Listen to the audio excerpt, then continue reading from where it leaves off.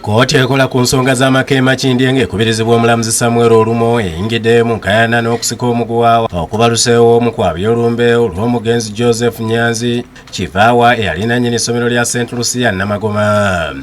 Olumbe luno olubadde olw'okusulwamu olwaleero lwabizibwe enkya ku lw'omukaaga nga 2 kkooti enteekateeka zonna ezirinnyeemu egero oluvannyuma lw'okuyimiriza buli ekibadde kigenda mu maaso.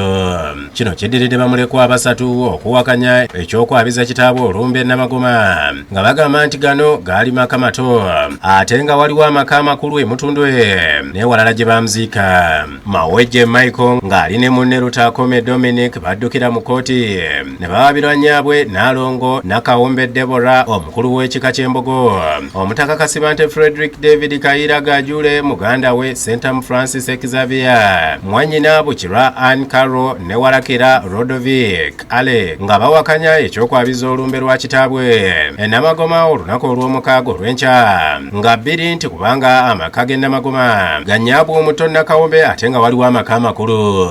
Olaba asobola okuwabira omutaka Kayira jjajja w'ekika aleme kukkiriza lumbe lwa muzzukulu we okuwabira omutaka oba tovoola kika kyokka oba ovoola Buganda. Mawejje ne banna ababiri baagala olumbe lwa kitaabwe lwabizibwe bukiri butenga mu bukomansimbi era gye yaziikibwa.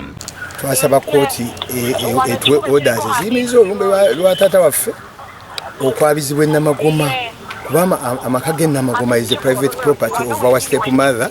Mawejje yayagala okubbako taata ettaka ng'akyali mulamu era yamuleeta mu kkooti. Kigendererwa kiki kya bubbi. Ensala y'omulamuzi Olumo akkiriza ebyasabibwa abawaabi era n'ayimiriza okwabya olumbe luno enkya. Okwaba nga olumbe lwabizibwa mu maka gaani ga stepmother waffe ffe kye tutakkaanya nakyo. Twagala olumbe lwabizibwa awantu ffenna we tujja okwetaayiza kubanga twalinayo ne meeting yaliwo nga 3 July ne batugobayo.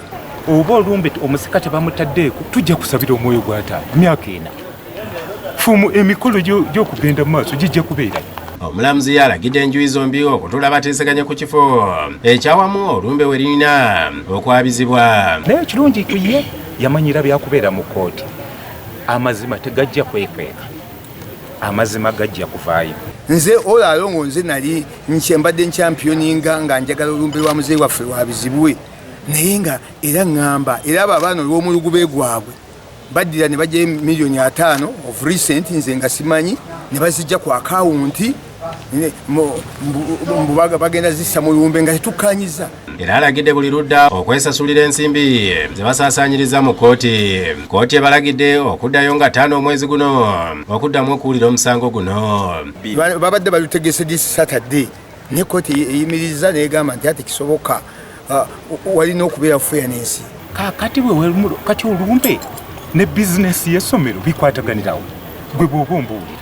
Tutuuseeko e Namagoma wabadde wagenda okuba olumbe nga basobeddwa olw'okuyimiriza buli ekibadde kigenda mu maaso.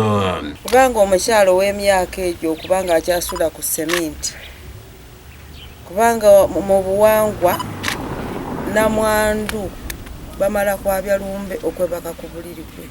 Joseph Innocent Senfuma ne Joseph Setimbe bakusakidde eggulu erino ku LW'OMUGAGGA TV.